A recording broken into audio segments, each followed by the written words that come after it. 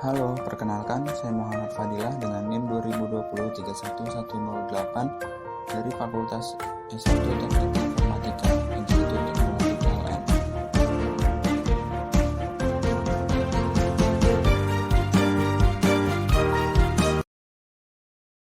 Pertama-tama, mari kita bahas tentang arsitektur CPU. Central Processing Unit atau CPU merupakan sirkuit elektronik di dalam komputer, bertugas menjalankan instruksi yang membentuk program komputer. CPU melakukan operasi aritmetika, logika, pengendalian, dan input-output dasar yang ditentukan oleh instruksi dalam program.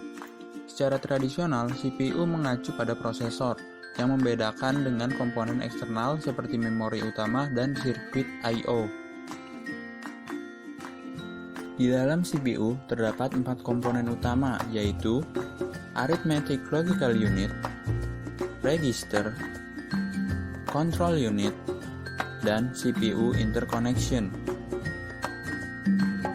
Arithmetic Logical Unit atau ALU bertugas untuk membentuk fungsi-fungsi pengolahan data komputer yang sering disebut juga sebagai bahasa mesin karena mengerjakan instruksi-instruksi dalam bahasa mesin.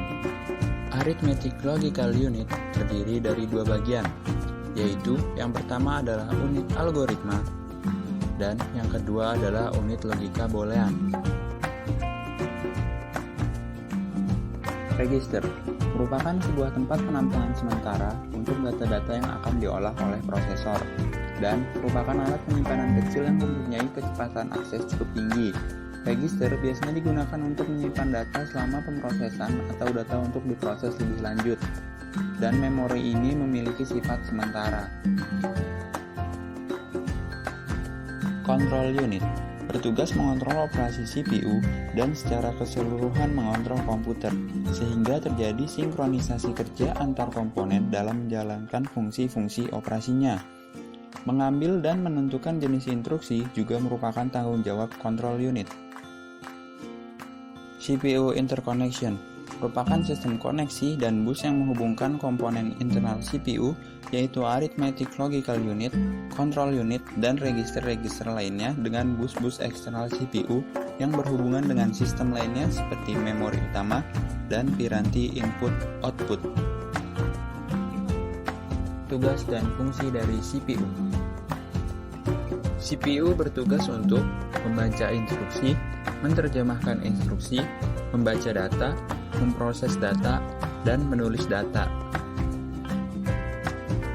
CPU memiliki fungsi untuk menjalankan program-program yang disimpan dalam memori utama dengan cara mengambil instruksi-instruksi, lalu menguji instruksi tersebut dan mengeksekusinya. Proses eksekusi dengan mengambil pengolahan instruksi terdiri dari 2 langkah, yaitu pertama, operasi pembacaan instruksi, dan yang kedua, operasi pelaksanaan instruksi. Siklus instruksi terdiri dari siklus fetch dan siklus execute. Siklus fetch adalah proses mengambil atau membawa instruksi dari memori utama ke CPU. Sedangkan siklus execute adalah instruksi untuk menjalankan program yang telah dikompilasi oleh komputer. Kita lanjut ke pembahasan set instruksi.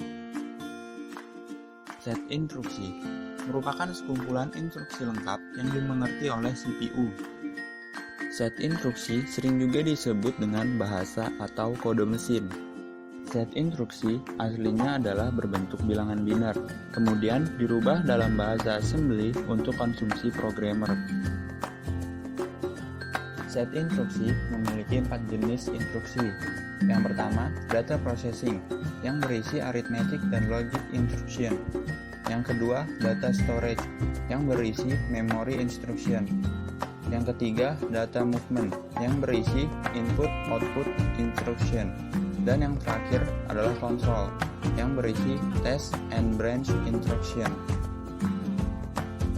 Nah, set instruksi juga memiliki 4 elemen, yaitu yang pertama, operation code, untuk menentukan operasi yang akan dilaksanakan. Yang kedua, source operand reference, merupakan input bagi operasi yang akan dilaksanakan. Yang ketiga ada result operand reference, merupakan hasil dari operasi yang telah dilaksanakan. Dan yang keempat adalah Next Instruction Reference, bertugas memberitahu CPU untuk mengambil instruksi berikutnya setelah instruksi yang dijalankan selesai.